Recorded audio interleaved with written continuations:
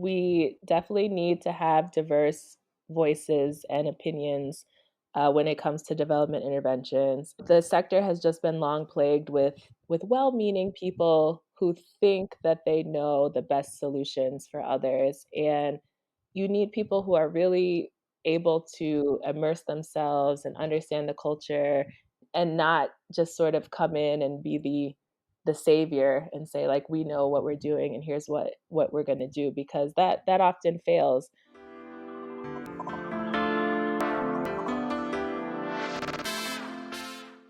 Hey everyone, welcome to Flourish in the Foreign, the podcast that elevates and affirms the voices and stories of Black women living and thriving abroad.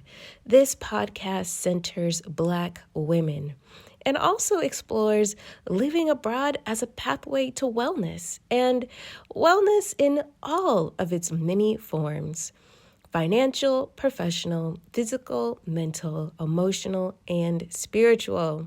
Welcome to the show and welcome back if you're returning. I am Christine Job, the host of Flourish in the Foreign, and I am a Black American expat living and thriving in Spain.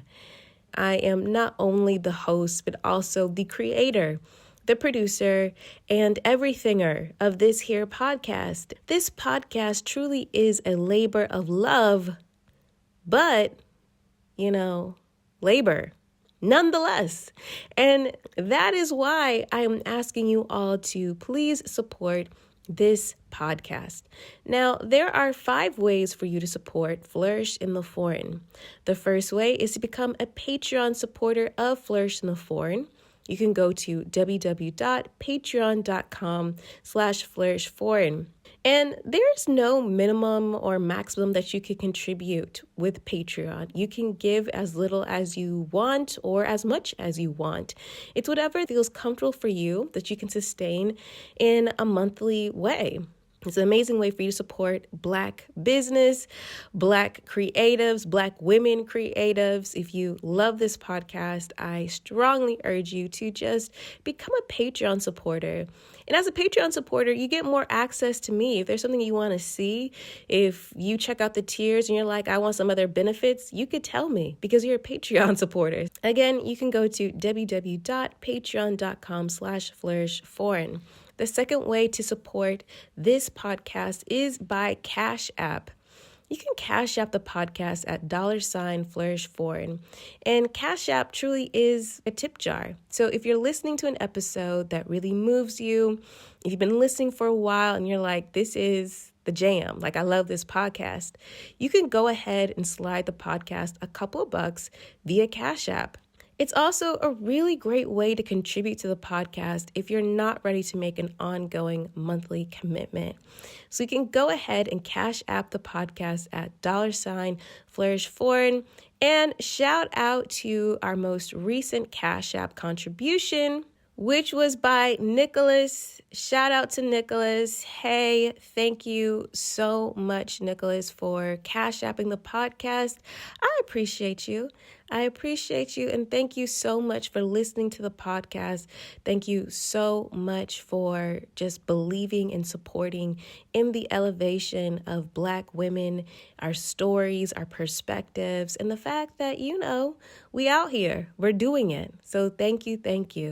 The third way you can support Flourish in the Foreign is by placing an ad within this podcast or sponsoring an entire episode. If you have an organization or a business that's in alignment with this podcast and you would love to get in front of an incredible audience of ambitious, educated, and internationally minded women, go ahead to Flourish in the Foreign's website, www.flourishintheforeign.com/contact, and drop me a line. I will send you over the rate sheet and we can go from there. The fourth way you can support Flourish in the Foreign is, of course, sharing the podcast with the people that you love and the people that you know. Share the podcast with your network. It is, again, so important. Your personal recommendation is your seal of approval, and that is worth so much more than any marketing that I could possibly do. So help out Flourish in the Foreign and share the podcast. Of course, tag the podcast at Flourish Foreign across all social media channels. The fifth way you can support Flourish in the Foreign is, of course, make sure you are subscribed to the podcast, that you have given the podcast a 5-star rating, and that you have left a review. And of course, you're following the podcast across all social media channels. That is Facebook, Instagram, Twitter, and YouTube at Flourish Forum. And now I'm going to read another lovely review from one of our amazing audience members. And again, I love them. I always say it, but it really does make my day. It makes my whole week when I read these. So please keep them coming. This one is from MK Haas. Inspiring. What a beautiful podcast. The format allows for a deep dive into the guest's story and her experiences abroad as a Black woman. Very personal, raw, and inspiring. Can't wait for more episodes. Yes, thank you, MK Haas. I appreciate you. I appreciate you listening to the podcast, supporting the podcast, and leaving a review for the podcast. Okay, I just gave you all 5 ways to support Flourish in the Foreign, and I hope you have chosen at least one way to support this podcast today. All right, on to the next episode.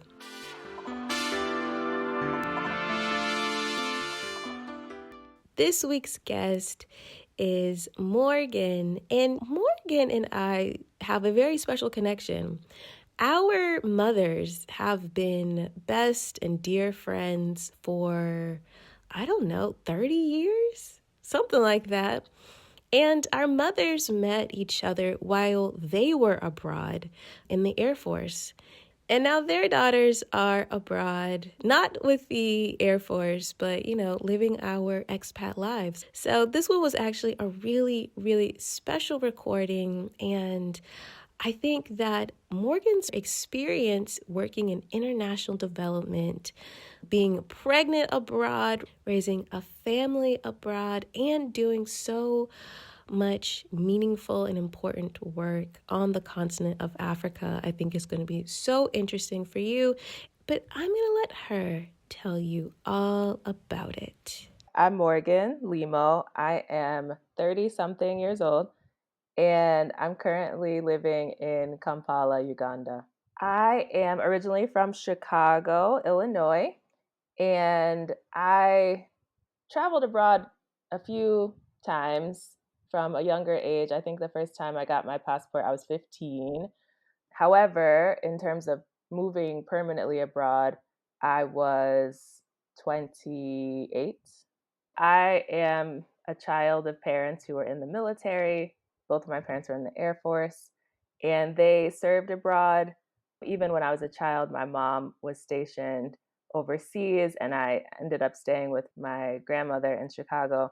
But they had sort of, as I was growing up, really prioritized eating the cultural foods that they had grown to love. They were stationed in Korea, and so they would eat kalbi and bulgogi, and exposing me to those foods and things at a young age sort of just sparked my interest in learning more about other cultures and languages. I was someone who studied French from around middle school. And I realize now that I sort of just chose to study French because I grew up around a lot of Black African Americans, Latinos, and everyone spoke Spanish. And so I just kind of didn't want to speak Spanish because I didn't want to be regular like everyone else. So I thought that I was doing something interesting by studying French. And I never knew that it would become useful to me in my future career. But growing up, I loved to watch just different movies and see different sites. And I was fortunate to be able to travel domestically quite a bit. But I think I always just had that itch to see what was beyond my realm and my world. There's a lot to do and see in Chicago. There's a lot of international influence in Chicago. but I just wanted to see it in real life. I asked Morgan to tell me about her university experience, what she studied, where did she attend, and if she had the opportunity to study abroad. I went to undergrad, grad, and then I did grad school a second time. So for my undergrad, I went to the University of Illinois at Urbana-Champaign, go Illini. And in that era is sort of where I figured out that I wanted to even study international affairs, political science. I had always thought that I was going to be an attorney, frankly. And I was on the pre law track when I got into university and quickly realized that was just not for me. And so, because I had already come in with French, I actually was able to get a pretty hefty amount of credits towards French. I decided that I would pursue an international affairs track, bringing in the foreign languages piece of things. So, when I was in university and undergrad, I studied French. I also studied Arabic and Chinese. I didn't actually get a chance to study abroad, mainly because there were resource constraints, just to be frank. A lot of our study abroad programs were quite expensive, and they sort of started to flatten them a little bit and try to make them a lot closer to what our average tuition cost would be. But by the time that happened, I was pretty much done. But I did get a chance to travel abroad while I was in university. My graduate program that I continued at Illinois, we actually participated in this really interesting cultural exchange program where we got to go to Turkey, and that was just really eye opening for me, mainly because I was the only Black person in my graduate class. We were 10 people, all studying political science. And we all went to Ankara and Istanbul and Izmir and all around Turkey. And I will never forget being in the home of one of our hosts that made a fabulous dinner for us. And she was giving us as much food as possible. Like culturally, it's just appropriate to eat and eat and eat. And she, at some point, you wanted to say that you're full. And finally, she was like, okay, I'll stop feeding you. But now let's have tea. And so then she come around and fills everyone's tea. You sort of politely drink the tea. I actually really don't like tea. I'm such a coffee person. But I politely drank the tea. And then once my glass was empty, she came around and filled everyone's glasses again with tea. And I was like, okay, this time I'll try to just drink half of a glass so that my cup is not empty and she doesn't feel like she has to top it up. And then she still came around and filled filled it up. So I had some really interesting experiences in that sense. And I still remember her saying in front of my professor and my group of colleagues, like, I have never had an African in my home before. And so I'm just so happy to have you here. And in the back of my mind, I was like, I'm not an African, I'm Black American, but that's fine. But I didn't want to take away her moment. So I was just like, okay, happy to be here. So those are some of the interesting cultural experience that I was able to have at the university level. When I was in graduate school, I was actually really fortunate because we had a program that allowed us to take a semester away. And so even though I didn't do a semester abroad, I went to Washington, D.C. It was really an opportunity for us to get away from school. I went to school literally in the cornfields of America. And as you drive to my alma mater, you can smell the soybeans. So it's really like Midwestern, rural kind of area. Were it not for the university, there probably wouldn't be a lot there. And so I wanted to go to DC because I was a political scientist and I want to be sort of in the realm of where political science happens. And so I was fortunate, I was able to get an internship at the State Department, and I went to work at the State Department for a semester. And when I was there, I was really shocked actually because there's schools like George Washington University where I literally had to walk through their campus to get to the State Department. And so I was like, wow, you're right here. You're sort of in the thick of it. And all of your professors and teachers are former ambassadors or people who have held these really prestigious positions in this field. And so it was really eye opening for me to be able to go to DC and just get exposed to that realm. And so when I was at the State Department, there were a couple of colleagues who were like, you have to go get experience on Capitol Hill. And I was just such a foreign policy wonk that I was like, domestic politics, is that my thing? I'm not sure. And I was fortunate to be able to get an internship with a senator, Senator Gillibrand, who at that time was on the Senate Foreign Relations Committee. And so it was really cool because I sort of got to see the best of both worlds, like domestic issues like banking and transportation and how they played out for that state of New York. But then I also got to see the foreign affairs side of things, which was really my passion area. And so after I finished grad school again, then I went back to Washington and I ended up working with USAID and the US Agency for International Development. I got linked to USAID actually through my work at the State Department.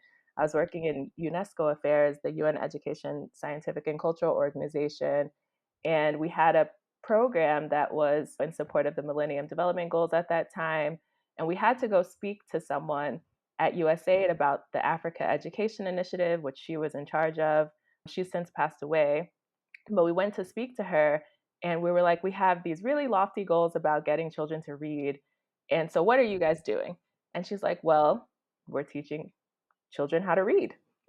And I was like, what do you mean? We've had like 20 meetings about it, and we went to UNHQ in New York and UNESCO in Paris, and we've had all these conversations. You guys are actually training teachers and helping students read? And she's like, well, yes, that's what we do. And so that was my first exposure to USAID. But it was really fascinating because I realized that we're part of the foreign policy envelope and that we work really closely with our diplomacy and defense colleagues, and we're the development side of the house. We call the 3Ds. But I realized that we're the implementation of foreign policy. So we're not necessarily in the business of coming up with lofty ideas, but we're actually the ones executing in the field when it comes to public health or agriculture or education. And so that's sort of how I made my way into working in the USAID realm, in the international development realm. I asked Morgan to tell me more about her experience of going abroad with the Foreign Service. One of the benefits of being in the Foreign Service is that you are what the US government likes to call worldwide available, which means your placement is not always your choice. You are allowed to preference, but wherever you end up is basically at the need of the service. Wherever we need you, you must be willing to go. And so Guinea was actually a directed assignment for me where my HR colleagues in Washington were sort of figuring out where are we having trouble placing people. And this was right after the height of the Ebola epidemic. And so Guinea, Liberia, and Sierra Leone had been hit really hard. A lot of our officers and expats left the country. And so they were trying to staff back up, and there just weren't enough. We have sort of more positions than people, and so there just weren't enough people to fill the spots in Conakry. And so when I spoke to my HR specialist, he's like, you've been all over the continent and you speak French. Great, you're going to Conakry. So that was sort of how I was directed to go there. But in terms of just the lead up to it, one of the benefits that we get is language training. So if you are going to a country that you don't speak the language, they will register you for full time, like that is your full time job, 9 to 5 every day to go and study that language until you can pass the test at the level that's required for your position. So to work in Conakry, it's necessary to speak French at a pretty high level.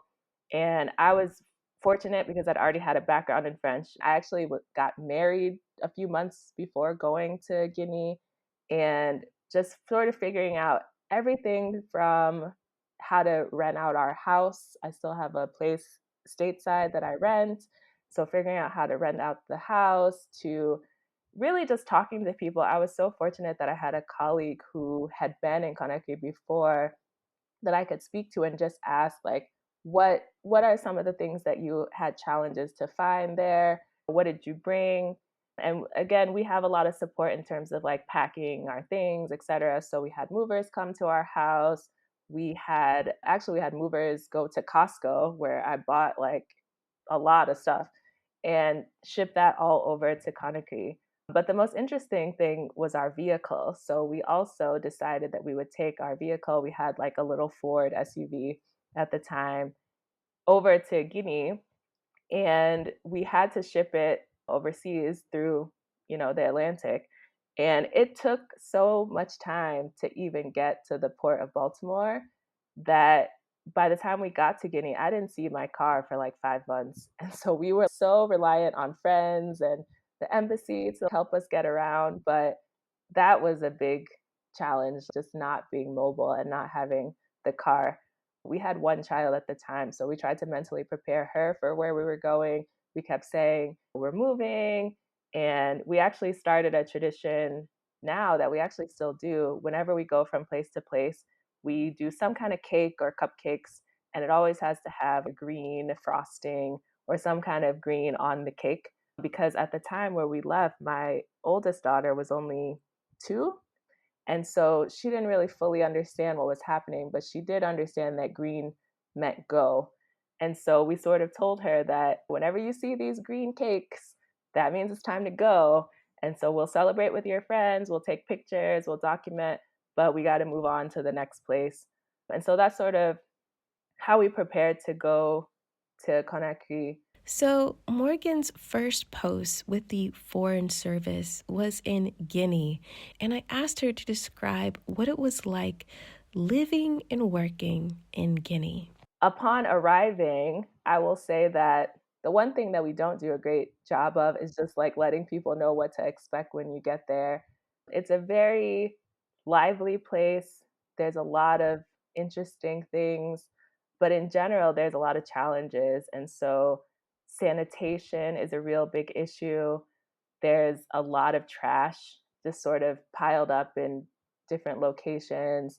There's a beach that at some point people were just nicknaming it Trash Beach because it could have been like a lovely beach were it not for the dumping that happened there. There's there was a sort of season of where it was rainy, and so the trash would just kind of like fill the gutters, and then they would flood. It would cause flooding, so there was issues with that. When it was the dry season, people would burn the trash, and so there'd be like fires everywhere. And I'm just somebody who, if I see a fire, it like brings me pause, and so I'm like, why is that smoking? And so having to get used to things like that are really tricky. It's also super hot in Guinea. Like it's hot. It's like 90 plus degrees most of the year.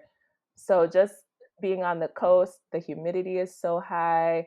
It's super hot. So I just had not been fully prepared for all of those things, but I was told bring a good pair of rain boots. And so whoever told me that, thank you, because it saved me many times in like knee-high levels of rain, because the rain would come and then the ocean would wash up. And so you would literally be like wading through the water. And then when we arrive, we have someone who sort of sponsors us and they make sure that you have food in your house and phone credit and a cell phone and just different things so that when you get there, you're not lost. I asked Morgan to describe her experience thus far living in Uganda. I would say that I have actually really enjoyed it. I think there's a lot of interesting sort of food and culture and different things to explore here. Much like Conakry, I would say that the traffic is like my biggest headache because it's just bad. Like it just stopped in a lot of places. I'm already not a great driver, full disclosure, but then driving on the opposite side makes me even worse of a driver. And then having motorbikes zooming past you, cutting you off, I just constantly like, feel on edge because I'm not used to sort of gauging all of those things around me and then driving on the opposite side. So Conakry was similar, difficult traffic, lots of motorbikes. There's only kind of two main streets in Conakry, and one of them had a lot of political unrest. And so then everyone would take the other street. And so somewhere that it should take you 10 minutes, you were in the car for 2 hours.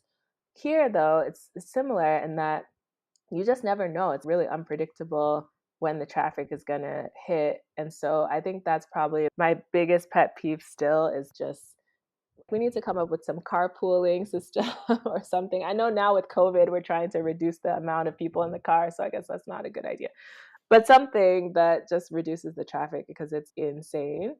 I will also say that I've been able to travel to different parts of the country and just see just different cultures. I guess one of the things I didn't realize is there's so many cultures and languages in the country. Even in Guinea, it was similar. I thought that I could come with French and just communicate with everyone. And as soon as you step a few kilometers outside of the capital, people actually don't speak French. They speak Pular, they speak Susu, they speak Malinke, Mandingo. So, and I think because of their colonial sort of past of pushing France away, they also rejected the French language in a lot of ways and didn't desire to maintain it. So there were even places that I went where I fully expected to be able to have conversations with someone, and they were like, "Can someone translate from French to the local language so we can follow?" But in Uganda, it's similar in that depending on where you go, Luganda is sort of the most well-known language, but that's only from central Uganda. If you go to the north, there's Acholi, or if you go to the southwest, there's so many different languages and cultures, even within what was a not a huge country. And so I think that's sort of something that I wasn't fully aware of before coming, but I'm increasingly aware of now. And I think that similar to in the US, where there's sort of a thought about just different things, naming and should my name be this or should it be that? And I think here people are very aware of if your name is this, you come from that place, or if your name is that, you come from that place. And so there's a very heightened sense of like awareness of where people are from and attaching that somehow to if you're from, for example, there's the Karamoja region, which is one of the most low in terms of development indicators in Uganda. There's people who are like, oh, the Karamojong are this way, or they have attitudes like, oh, they're this way, they're that way, or they're this way. And like never like in a positive spin usually. And so I think it's also interesting to sort of see how like cultures play out and intersect. I knew there were many, but I mean, I'm talking like over 50 cultures and languages in a pretty medium sized country. I asked Morgan to describe her experience and share her insights of being a Black American on the continent of Africa. I think growing up as a Black person in America, Black is Black is Black. And so we don't often like know any sort of tribal or ethnic indications or other things that we can sort of parse out. We may say, like, okay, you're from Atlanta, I'm from Chicago, and so that's the distinction. Or you're from that neighborhood, and that's the distinction. But there's this general sort of sense of blackness in that we're all black. And on the continent, that's just not the case because they haven't been socialized in this very racialized society in the same way that we have. I think, particularly, the sort of initial challenges that I faced of being Black in these all Black spaces were just that people would still be like, but where are you from? And I'd say, I'm from Chicago. And they're like, no, no, no, like, where are your parents from? And then I'm like, from the South, Mississippi. And they're like, no, no, no, but where are their parents from? And so this like sense of like knowing where you're from and people wanting to know because for them, that sort of knowing who you're associated with, like who your family is, there's a value judgment on you. And so not being able to address that, I think, has always been challenging. But I will say on the other side, it's been kind of a positive in that I sort of can fit in wherever.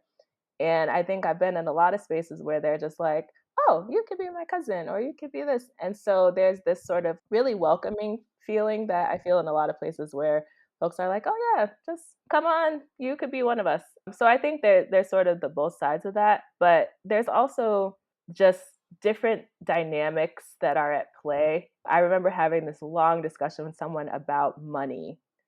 And my first country that I visited in Africa was actually Ghana in West Africa. And I still remember being stunned when I saw all these Black faces on money. And people were just like, why are you like, that's just normal. And I was like, you have to realize that I never saw a Black face on money until right now today. And they were like, oh, that's just normal. Or so seeing Black people like in leadership positions and different things, even though a lot of the countries have a really rough colonial past, I think people are just accustomed to certain things that I was just like, no, this is really strange for me. I'd also say that there's just this sense of what Black people are like. And I think just because of mass media and sort of how particularly Black women are portrayed, a lot of my interactions with Africans on the continent have been like, oh, but you're not like how I expected a Black woman to be. And so I like to sort of challenge, what do you mean? Like, what did you expect me to be like? Well, we didn't expect you to speak in this way, or we didn't expect you to look this way, or and so some of it is due to their own limited exposure to Black Americans. But I've had colleagues that I work with in the embassy, others who have been like, oh, but you're not like I thought. And so I think there's also just a learning curve on both sides. African American women are not the way that they're portrayed in a lot of media and movies and things like that. We're all unique. We all have diverse experiences and understandings. And so we can't be like a monolith that you just say, this is how Black women are. But I think that there's sort of that I've experienced as well. I think I also feel like I faced a lot more gender bias and dynamics on the continent than I probably felt at home. I think at home, we're always like, I'm a Black woman, right? And so the word Black always comes first. I never say I'm a woman, oh, and then I'm Black. But then when you take race out of the equation and you're surrounded by Black people, then you're a woman, especially for people that didn't know I was a foreigner. And so I can say that I feel like they treated me the way that they would treat a local woman. And just eye opening, just really eye opening harassment and other things that I had not anticipated. I will say the last point on this is that, especially being an American abroad, working for America, our job is to represent America in a sense. And a couple of my mentors recently published an article in which they said these are all former ambassadors, Black women, who said that they never really felt American until they went abroad. Because at home, you're just home. But once you go overseas, people view you as American. They see your passport, they see where you work, they hear your accent, you hear your voice, and they don't they don't necessarily say like, "Oh, you're Black" or "You're this." They're like, "Yeah, you're American," and you just become the American. And I don't know that I had that experience in the States. No one ever went out of their way to be like, "But you're American." It was always you're Black. And so I think that overseas, that's another sort of unique element where people are really identifying you by your nationality because it's much more common to do that. I asked Morgan to tell me more about her life as a Foreign Service officer. I think there's just like a lot of misperceptions that we're just like out here living the high life and rolling in dough and living, our best lives. And I mean, we live well. I won't say that we won't, but it's definitely not that. Like I work for USAID. We only work in quote unquote developing countries. So I have been in some pretty like austere conditions. And so it's not to say that we're like all living in luxury or anything like that. But I will say that we're really fortunate and that we do get a lot of support. As I mentioned, when it comes to like moving, I hate moving. People I talk to that are like, oh, you're in the foreign service, you love moving. I hate moving. I hate having to organize all the stuff, label everything. And so to know that we have a team of movers that will descend on our house and pack everything for us, I love that. That's a huge benefit, especially for children. There's a lot of benefits just education wise. Because we're away from the United States, they are trying to give us an equal opportunity at education. And because a lot of the countries in which we work don't have the same sort of quality of public schools that we may have in the States, even though the quality can be varied in the States, we usually send our kids to these international schools, and the government will pay allowances for your children to go to these schools. And that's a really huge benefit for a lot of us because they pay your school fees. And in the States, you either have public school option or private school cost you quite a lot of resource. And so that's another benefit that I would say the US government helps with. We definitely have a lot of support. We don't have to identify our house, for example. The embassy has a pool of houses and they assign one to us just sort of based on different factors, how big your family is, et cetera, and who's transitioning in or out of the country at that time. And so I will say that that's a big plus, that we don't have to identify housing. Related to that, we also don't have to fund our housing. And so I don't really know how they manage all of this, but because we have a lot of officers here, but basically, like our electric utilities, they take care of all of that. The lease and the payments for our house, they take care of all of that. So that's definitely a huge benefit because we don't really have a ton of housing costs. We do have to pay other things, internet and cable and house help and those sorts of things. So it's not a full package. I think a lot of people are like, "Oh, but they're paying for you to have like 5 maids and 2 nannies." And it's like, "No, I have to pay my maid, I have to pay my nanny, I have to pay my driver." But we're fortunate to be able to have those things because certainly in the States they would be much more expensive. So there are benefits to the general lifestyle. But what I will say is that, much like anyone who's living abroad, there are certain drawbacks. As I mentioned, we move at the need of the government. And so, one of the reasons that I was hesitant to join the Foreign Service at first and why I was Washington based was because I was like, well, what if I really love Guinea and I just want to stay? And I'm told that after 2 years I have to leave and I don't have a choice. So that's definitely a challenge. But just in general, being away from your family, there's downsides to living abroad that can be challenging. But in terms of just general support, we definitely have a lot of support. We have social sponsors who, when you arrive to country, they make sure you have food in your fridge. You're allowed to ask questions of them and they can help make sure that you get the things that you need. So I'll give an example for Uganda. We were on a flight. My youngest daughter was 2 months old when we flew to Kampala, literally 2 months to the day when we got on a flight. And so she was really young. And the last thing that you want is to get to the country and then not know, where can I get formula?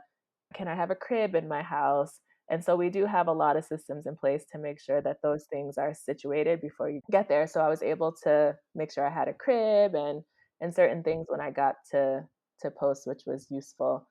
I will say that just in general, even if you're not going through the foreign service, there's different ways to be plugged in and to get support. And so for the shorter or longer term stints that I did before I was a foreign service officer, we don't get the same support. So I did a 6 month stint in Kenya where it was just me and like my 2 suitcases, and I had to just make it work. So part of the benefit of transitioning to the foreign service is that they ship your personal effects, they'll ship your vehicle. We're in a right hand drive country, so we couldn't bring our vehicle from Conakry because we had an American specification vehicle, but we were able to buy a vehicle from overseas. I think we got from Japan and we're able to ship it in. So there's definitely benefits there, and that those costs are not costs that we incur. Those are costs that are incurred by the friendly taxpayer. We appreciate you.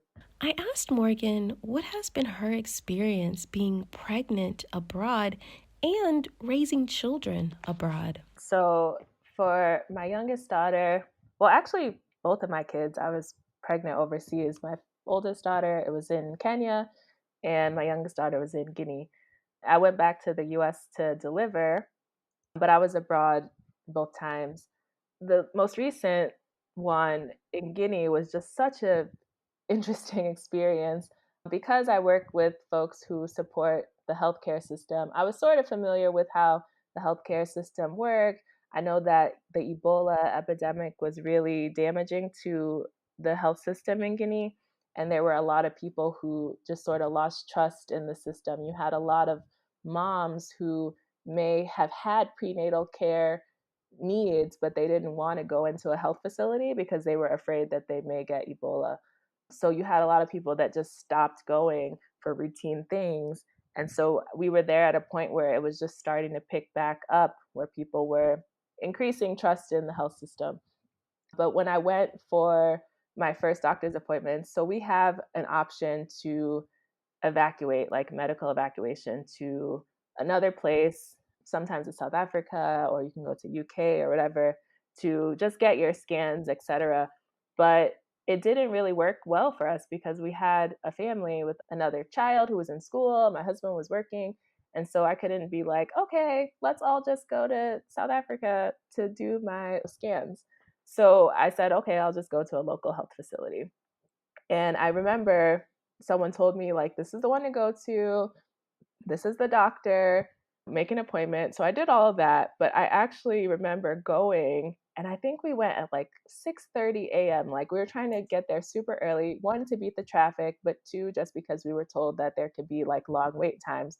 So we get there at like 6:30 a.m., put in our stuff with the receptionist, and we sit down.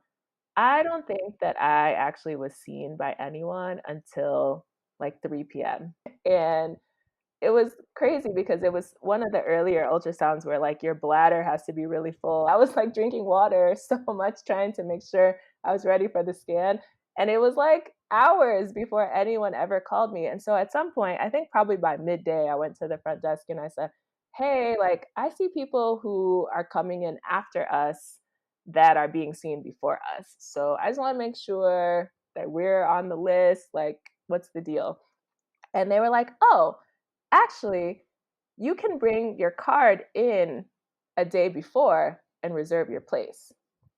And so I was like, "Oh, I didn't know that. I thought I just came super early to try to get my place." And they're like, "Yeah, all those people that came after you, they came yesterday and they put their name in the line. So that's why you've been waiting for 6 hours and no one has seen you."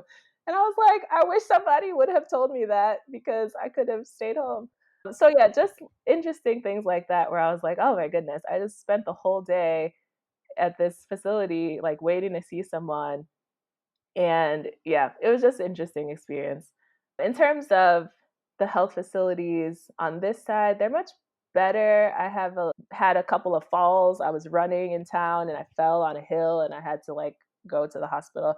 So I've experienced the health system here myself. And I will say that an interesting thing, especially from other Black colleagues, I think that there's this general perception that the health system is not it's not ingrained with the same bias that there is in the United States. And so, especially knowing the reproductive and maternal health outcomes for Black women in America, and that at the same health facility, a white woman and a Black woman have totally different outcomes potentially. I think that's something that you don't feel as much. I think that here, I remember when I went to the hospital in Kenya when I was pregnant with my first daughter, and I was new and I was like, okay, like what do I do? And I need vitamins and I need this and I needed that. And the lady was like, just eat like sukuma wiki, which is like collard greens, and and you'll be fine. And I was like, but wait, I don't need like this and this and this and this. And she was like, people have babies all the time. Relax. So I think though there's definitely some cultural differences in the health system. The challenge that I had going back to the States though was that we don't necessarily go back until it's pretty close to the time that you're going to deliver. And the last thing that a doctor in the US wants, especially because they're not wanting to deal with the litigious Americans, is to have someone who's like 36 weeks pregnant show up and be like, "Hi, I'm a new patient." Because they're like, no, we don't want that kind of liability. We don't have any clue where you've been, what you're doing, etc. And so, because I faced that with my first child, the second one, I was like, okay, halfway through, I'll go back to the States, I'll establish a doctor, and that's going to be great. I went back to the States, and every single doctor I saw was like, so you live where? And I'm like, oh, I'm in Guinea, West Africa. And they're like, oh, don't they have malaria there? And I'm like, well, yeah, yeah. And they're like, don't they have Zika? And I'm like, I mean, sure. And they're like, didn't they have Ebola? And I'm like, yes, yes to all of these, but what's your point? And they're like, we don't want you as a patient because you're too high risk. And I was like, but people have babies in West Africa all the time. Like, what's up? So I think that was probably the biggest challenge is finding people who understood. And I was lucky. I actually found a Nigerian American doctor, bless her, who was willing to take me who understood that babies were had in West Africa all the time.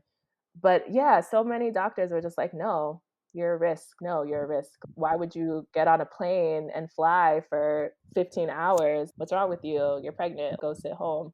So anyway, I think that those are some of the interesting experiences that we've had. On the children's side, we've been fortunate to have pretty good pediatricians around, dentists even, and there's always sort of just different ranges of available things. In Conakry, there was two dentists. There's one at the French embassy, and there was one that was like a local dentist. And so you kind of just knew these are your options, and you're able to get the care that you need. Here, we have so many options of just really good quality healthcare, people that are well trained and know what they're doing. I'd say the only challenge is, I mean, we're in the capital city. When you go out, I think that's where there's a lot more resource constraints and issues, and the commodities don't make their way all the way to the furthest reaches of the country. So, as someone who travels quite a lot in country, also, for example, in Guinea, we covered Sierra Leone as well. So I traveled quite a lot between Guinea and Sierra Leone. And it's easier to drive because I don't know if you've ever been to Freetown, but the airport in Freetown is on an island effectively. So if I were to want to go from the neighboring country, I would have to probably fly through some other country or fly direct, but then fly and then take a boat and then get in a car and then continue. So you're literally like air, land, and sea just to get to the airport. So it's easier for us to drive overland. And so I drove overland a lot. And I remember there was a time that I got like really, really sick in Sierra Leone.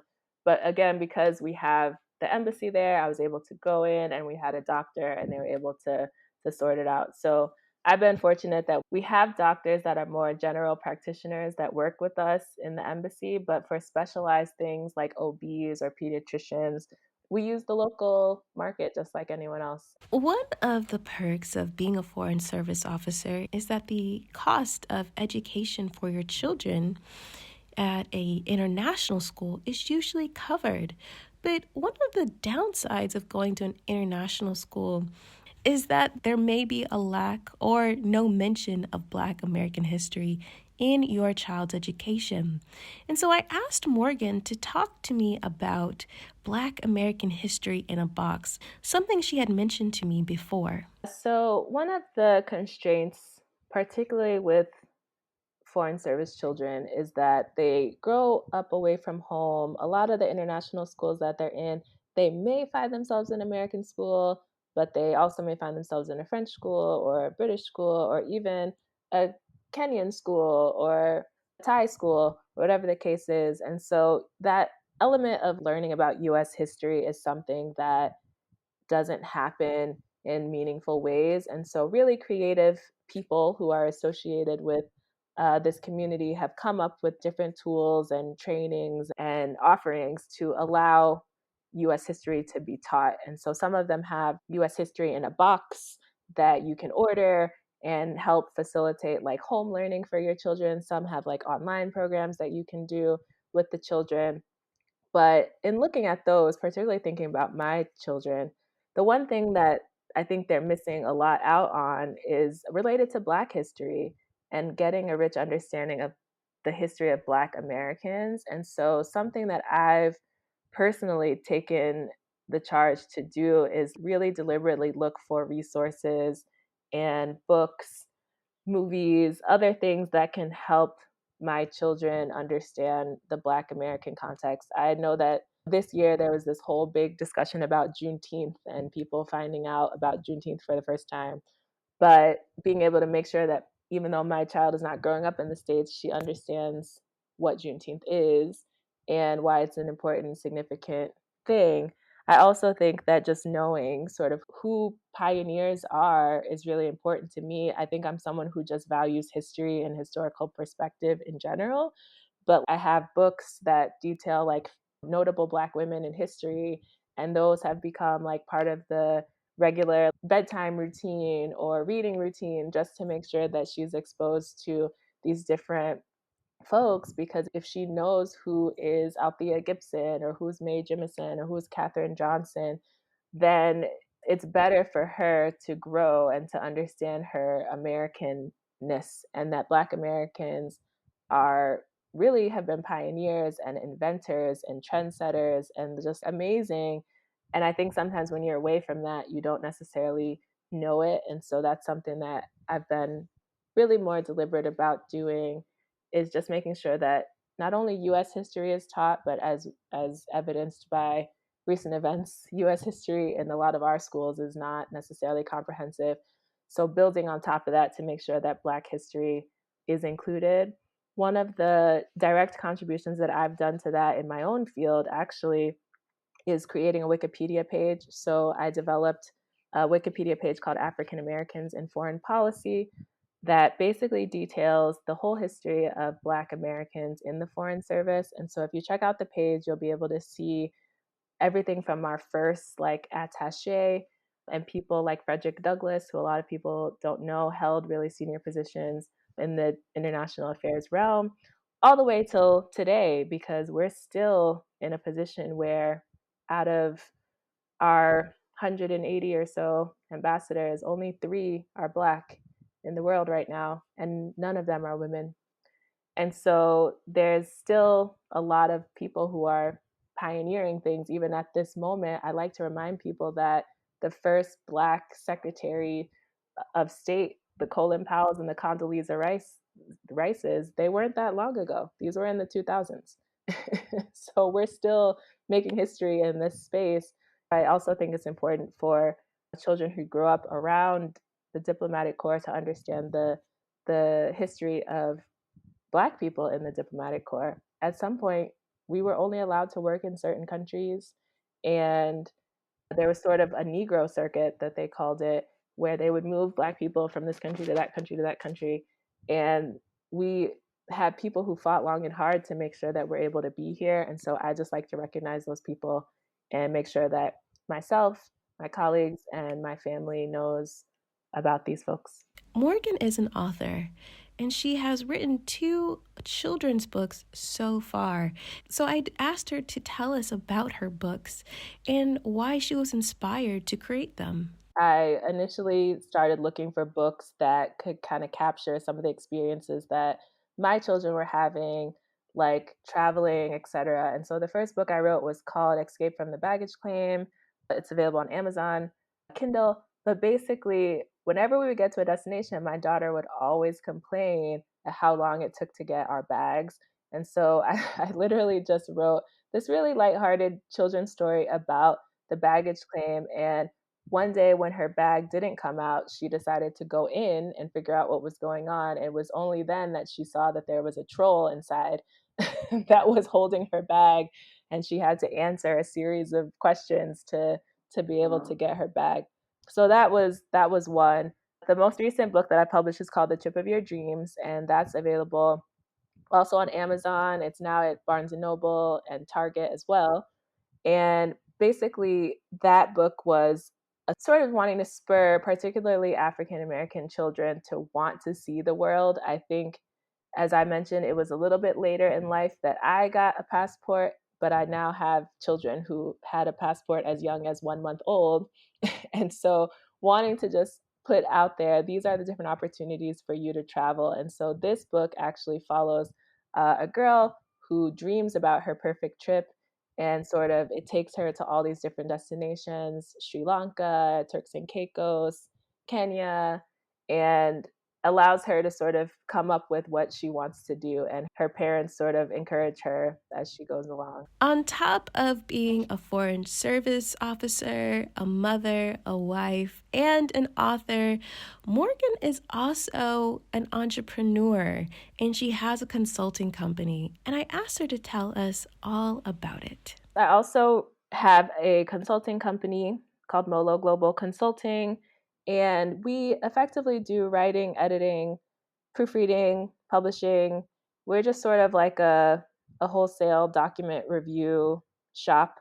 We're really interested on the editing side and just helping people like be their best selves through writing. So we do resumes, CVs, we do internal documents, we do proposals, any sort of document that you need done, we can do it.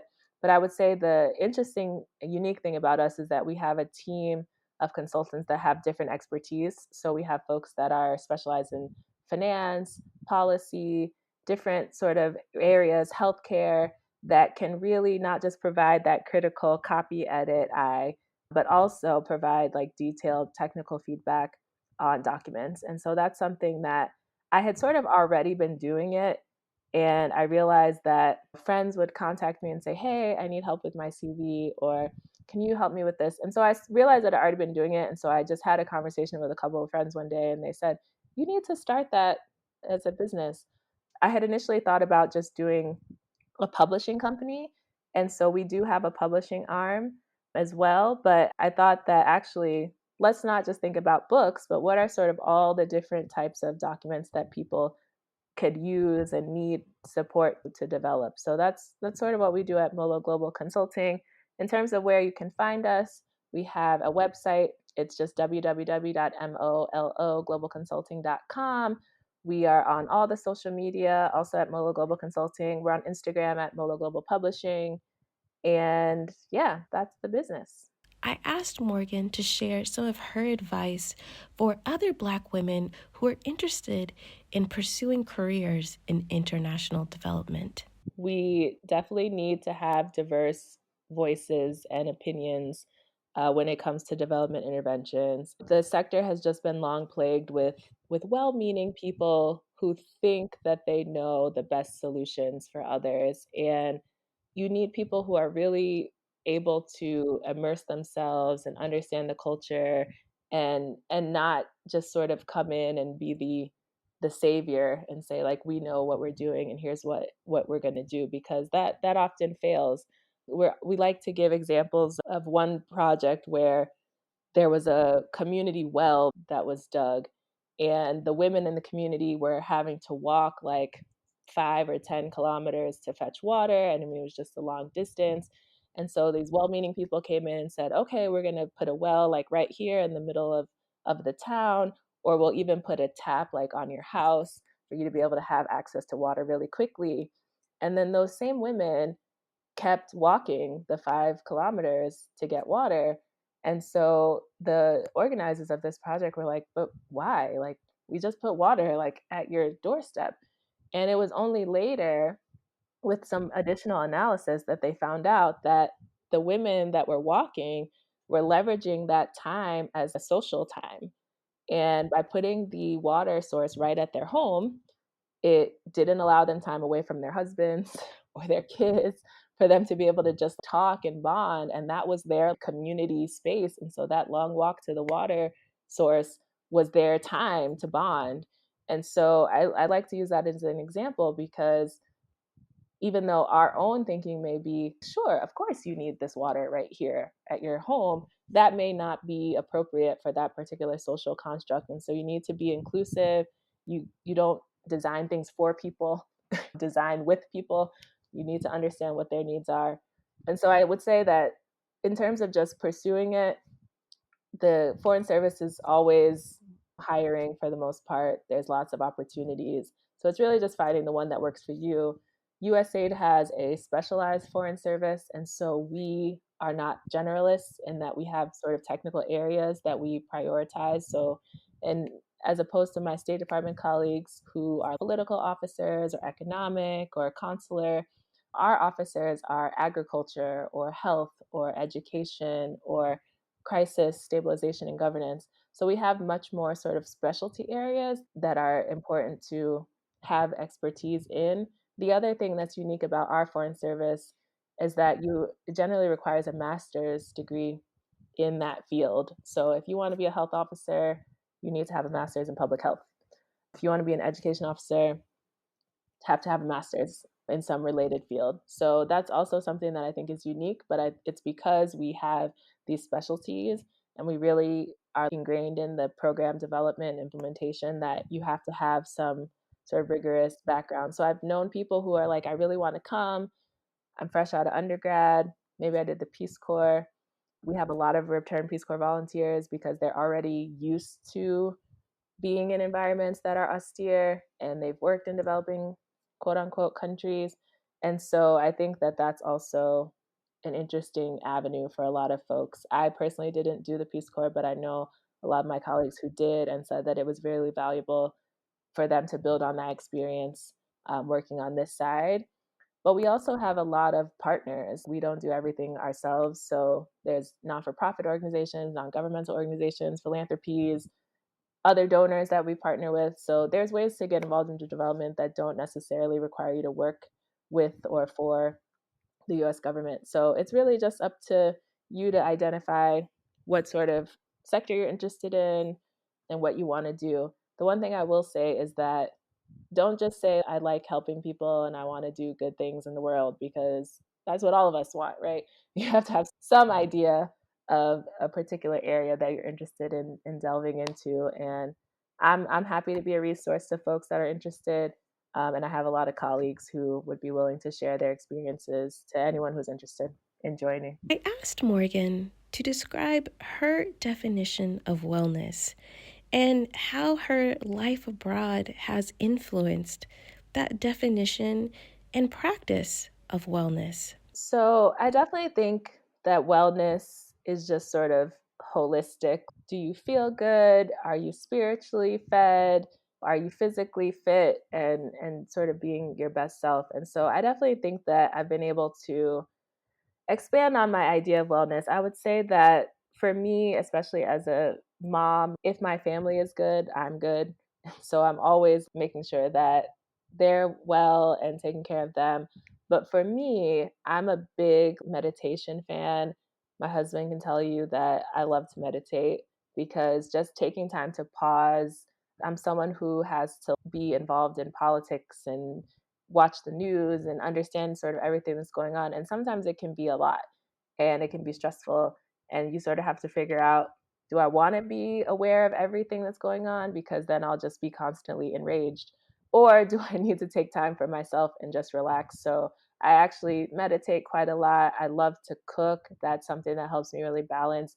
I actually have another Twitter page that I run called M3 Bites that is all about cooking and food, because I do recipes and I love like trying other people's recipes and like posting them. So that's something that I also do to just sort of keep myself well. I love traveling, honestly, as a wellness thing. And because I'm posted overseas, it doesn't mean that I'm stuck in one place. When we're not in COVID time, I still like to travel. I like to travel in country and up country. We're so fortunate here to have Victoria and the Nile River and other beautiful places to visit and see, like that. I just like to kind of get away, get out of the city, get away from the hustle and bustle, and that's really helpful to my own mental health and just being able to process everything that's going on. I think when you do have a profession, you have a business, you have family, it can be a lot. For me, just being well is knowing yourself, knowing when you're stressed, knowing if something's really bothering you. And there's been days in recent times with everything that's been happening stateside, I've had to be like, I am taking off of work for these next few days. Please do not call me because I just need time. And so just being able to do that and know when that's necessary is something that I would say is part of my definition of wellness.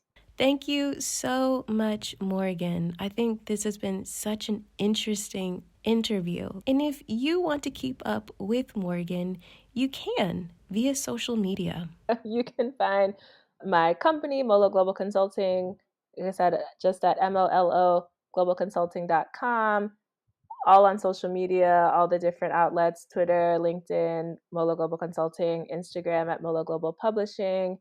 Those are our main sort of channels that you can find us. I'm also just personally on LinkedIn, so you can reach out to me. Thank you so much for listening to this week's episode of Flourish in the Foreign. I hope you really enjoyed this episode. Make sure you are following the podcast via Instagram, because that is where I post a lot of announcements that are happening for the podcast, and it's where I go live by myself or with guests. And so I will be going live again this Sunday. I just had an amazing IG live with Barbara, going global with Barbara, talking all about how to get a job abroad. If you will remember, she is the International Talent Acquisition Specialist, and we just had an amazing conversation on IG. So if you haven't checked it out, go ahead to Flourish in the Foreign IG and watch that. We did have some technical difficulties, so it's in 2 parts, but it's still really amazing. Go check that out. And of course, check out the bonus episode, How to Get a Job Abroad. It's available across all of the social media bios and the resource page. And if you are interested in leveraging your talents and expertise into an viable and sustainable online business so that you can be not only professionally fulfilled, but financially abundant while you pursue your thriving life abroad, definitely check me out. I'm a business strategist and I work with Black women and women of color, helping them not only get clear, but also to help them execute, to help women who already have businesses scale them so that they can do what they want to do, where they want to do it around the world. If you think that you are ready to take your skills and your talents and convert them into just an amazing business that gives you the power and the flexibility to do what you want to do, wherever you want to do it, let's chat. My calendar is still open for discovery calls, so go to my website at www.christinejob.com. Let's chat. Let's see if we're a great fit, and if we are, let's get started because 2021 is coming, and even though 2020 has been a year, things are not magically going to get better or different just because the clock strikes 12. If you're interested in going abroad and having a business, it takes some work, it takes some cultivation, and it takes strategy. So let's start the new year, not with a wish and a hope, new year, new me, but with a plan and a business to take you where you want to go. Again, check me out at www.christinejob.com. And if you're thinking about starting a podcast or you already have a podcast, but you're not really sure how to make this whole podcasting thing work, I get it. I was there too. I launched this podcast in May, and now I have over 8,000 downloads, and it has opened up so many different doors. It's amazing. But I didn't do it all alone, so I would highly recommend you to check out the WOC Insiders Podcaster membership. I'm a member of this membership, and if you want the cheat codes, you don't want to have to do everything by trial and error, I would highly suggest joining the WOC Insiders Podcasters membership. It is really, really helpful, full of amazing resources, but also full of just amazing women who are really about this podcasting thing. They're going to drop some serious podcasting game that's going to help you take your podcast to the next level. So if you're interested in joining, please use the Flourish in the Foreign affiliate link. It is at no extra cost to you, but it's another way to support this here podcast. You can find it on the resources page of the Flourish in the Foreign website, and of course, in the bio section across all social media channels. Thanks to Zachary Higgs, who produced the music of this podcast. If you're interested in having some custom music for your next project, definitely hit him up. I'll leave all of his information in the show notes. Okay, that is it. Have an amazing week, and see you next week.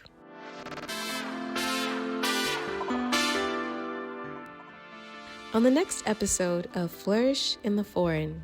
I will say this. In Singapore, I've never met anyone, young taxi drivers, who complain about politics. And that's interesting to me.